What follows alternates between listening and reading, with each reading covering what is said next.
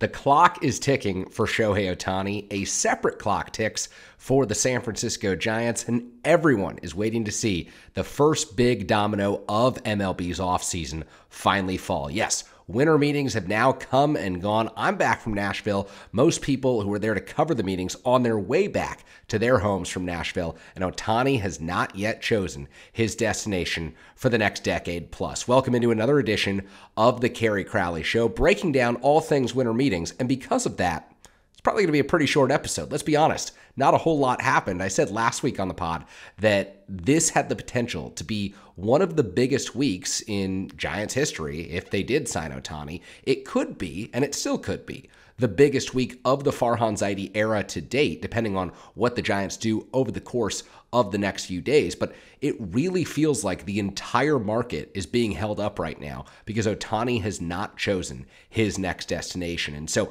while the rest of baseball waits, we're left to kind of sift through the chaos that was the Gaylord Opryland Hotel, the Winter Meetings Hotel, and everything that did and didn't go down, where one of the biggest stories of the entire week was Dave Roberts, the Los Angeles Dodgers manager, simply saying, yeah, we had a meeting with Shohei Ohtani because it, quote unquote, may have violated the terms of Ohtani's free agency that were set by him and his agent, Nez Balelo, and who knows what to believe at this point. But I bring up Dave Roberts' comments because I really don't think that anyone who looks at this through a rational lens is going to say, well, if Ohtani was really considering playing in Los Angeles, staying down in Southern California and playing for the Dodgers next year, I don't think that comment alone from Dave Roberts would remove the Dodgers from the equation. I think that, Ohtani and his representatives might have a little bit of a chat, might say, hey, this is the way that we want things to unfold. We'd really like you to respect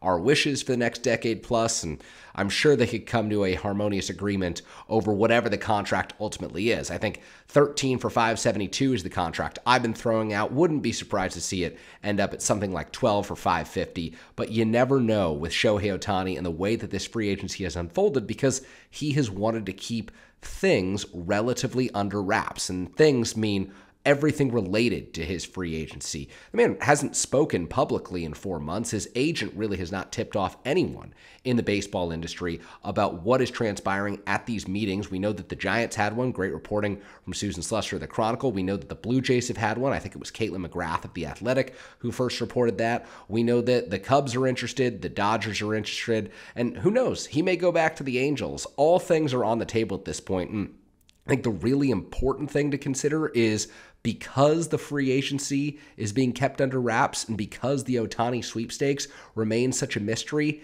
any of the inklings that we've seen on Twitter or on various forms of social media, anything that was said on TV coming out of the winter meetings, we're not really sure what the accuracy of those reports are. And so you can say, oh, are the Cubs out on Ohtani at this point? It's down to 4 or 5 teams. Are the Dodgers the favorites? We just simply don't know because Ohtani is keeping things in the dark, and that is very important to him, his representatives. And look, that whole process has come under fire. I think it was Buster Olney of ESPN who wrote an entire column saying that it's a shame that Ohtani's free agency isn't being discussed more widely, that these details aren't leaking. And I just disagree with that. I disagree with the premise. I think that every free agent is allowed to conduct things in the manner in which they want to. They've earned this opportunity.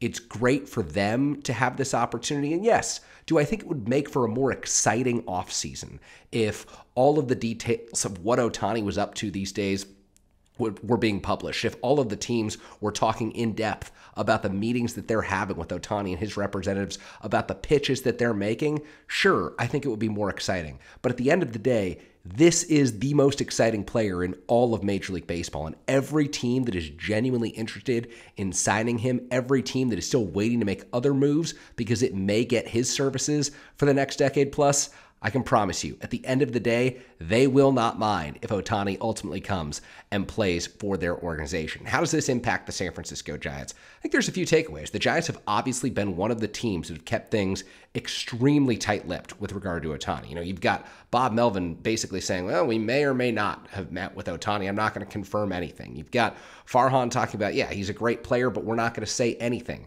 about this process. And maybe we'll get details afterward. Maybe we'll learn that Buster Posey was in on the recruitment pitch. Maybe we'll learn about what the Giants did to try to entice Ohtani to come to San Francisco. But at the end of the day, none of that matters. What matters is the product that they put on the field for opening day in 2024 has got to be good enough to win. Because Ohtani or not, we cannot lose sight of the most important element of this Giants offseason. That is, this organization has a significant road to go down to get better. Like you look at the 2022 and 2023 teams, and one of the main reasons they're in on Ohtani right now is because he's one of the best players available. One of the main reasons they're in on Yoshinobu Yamamoto right now, one of the best pitchers available. And this is a Giants team that needs stars, and not simply because the fan base needs stars to engage with. The fan base needs people that it knows it can root for the next 5, 6, 7 seasons. The fan base needs dependable players who will be in the lineup every single day, or dependable pitchers like Logan Webb who will pitch every 5th day. The bottom line is, it needs those players not just because they're stars, but because the Giants were at a talent deficiency on the field when they played against the Dodgers. Quite honestly, in my opinion, when they played against the Padres for much of the season. And it was incredibly apparent when they played the Arizona Diamondbacks in September, when the Diamondbacks essentially ran them off the field down at Chase Field, when they showed how athletic they were, when they showed how smart baseball and just playing great fundamental baseball translated to wins. The Giants weren't able to win enough games last year. They weren't able to win enough games the year before. And that's one of the main reasons why, yeah, the Ohtani talk is great, but the Ohtani talk is taking place for a reason. It's not because he would be a luxury like he would for the Los Angeles Dodgers. It's because Ohtani would simply be the middle of the order bat that the Giants have been seeking for oh so long. And so there's really not a whole lot more to say on the Ohtani front other than that I think that it's very interesting to see the way that this free agency has unfolded. It's made people mad on some side, has made people happy on the other, that national reporters aren't getting the leaks that they're accustomed to getting from this free agency process. But at the end of the day, when Ohtani signs, everyone in baseball is going to be happy because it will open up the floodgates for a significant number of other free agents who are also at the top of the free agent market and waiting to see what teams are able to spend on them. And so I should say that the Giants shouldn't be precluded from signing another player right now. But if you're about to give, I don't know, $44, $45 million annually to a guy for the next decade, I think you'd want to factor that in before signing, say, a Blake Snell, a Matt Chapman, a Jung-Hoo Lee, whoever their plan B is on the free agent market beyond an Ohtani or a Yamamoto. And Yamamoto, a very interesting player. I did think that the Yamamoto sweepstakes may come to a head in Nashville this week. Maybe may have said that on last pod. I don't know. But it appears as though he's going to be meeting with teams next week, so we may not get an answer on Yoshinobu Yamamoto for the next 10, 15 days. And that's fine because other teams will get interested in a Blake Snell, in a Jordan Montgomery, in an Eduardo Rodriguez. He could make his decision within the next 24 to 48 hours, according to John Heyman. And so there are other avenues the Giants could try to pursue outside of Ohtani and Yamamoto, and we will ultimately begin to find that out when they, A, have an answer on Ohtani, and B, start to glean information on whether they really will be one of the front runners for Yoshinobu Yamamoto, who really would pair quite well with Logan Webb atop that Giants rotation. So something else I wanted to touch on here as we kind of wrap an uneventful winter meetings episode back from Nashville. Juan Soto, early in the day on Thursday, reported that he is likely headed to the New York Yankees. As of the taping of this podcast, I think it's like 7 hours after the initial reports that Soto would be headed to New York. The deal had not yet been finalized. I think it's going to be ultimately a 7-player trade. Medicals may be holding up the deal with one of the Yankees prospects. Who knows what's going on? But for the Giants, if you're not facing Juan Soto more than 10 times a season, that is great. Have him have his fun in New York. And if you somehow get to the World Series and the Yankees somehow get to the World Series, you'll take your shot at Juan Soto then. But one thing that you really should consider here is Soto is out of the division if this trade does end up going through. And so that negates the possibility that he could sign that extension with the San Diego Padres that so many people, I think in San Francisco, so many people probably in front offices around the National League West did not want him to sign, because you do not want him in the same division. You certainly want him on your own team. He's going to be the most coveted free agent on next year's market. It's possible he goes to the Yankees, loves it in New York, decides that he wants to play with Aaron Judge for the rest of his career, and they form a fearsome duo at the top of that New York lineup. But for the Giants, this is an acceptable outcome. I had mentioned Soto as a potential trade candidate, but only if the Padres got extremely desperate later on in the offseason. It was always more likely he was going to be headed to an American League team.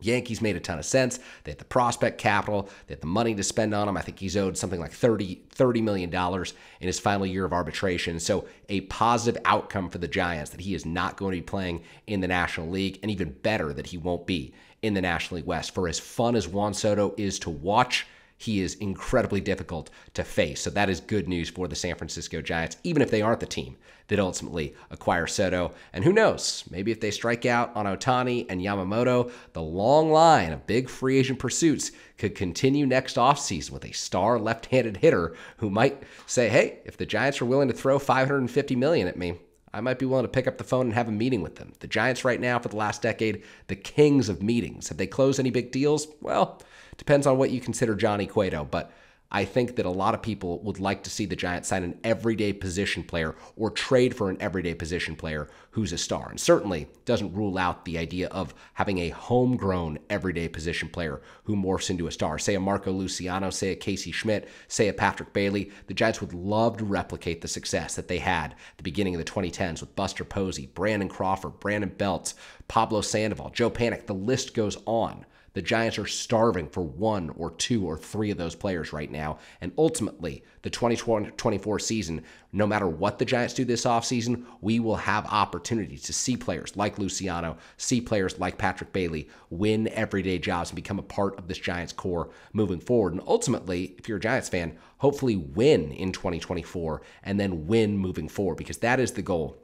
I said at the outset of this pod, and I said I'll keep it brief again.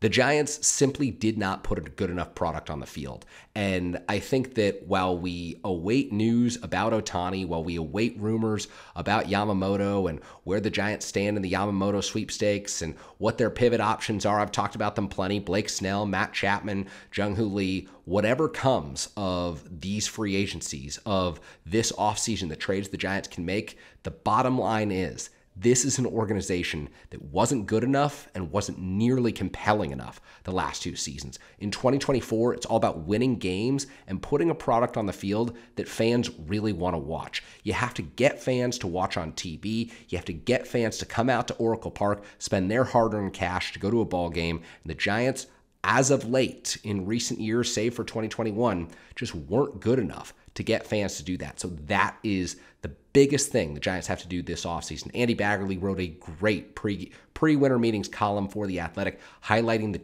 difficult challenge of the Giants face this offseason. It's not just getting this roster better, it's getting this roster to a position where fans want to watch it and it's capable of winning. And so that remains the objective.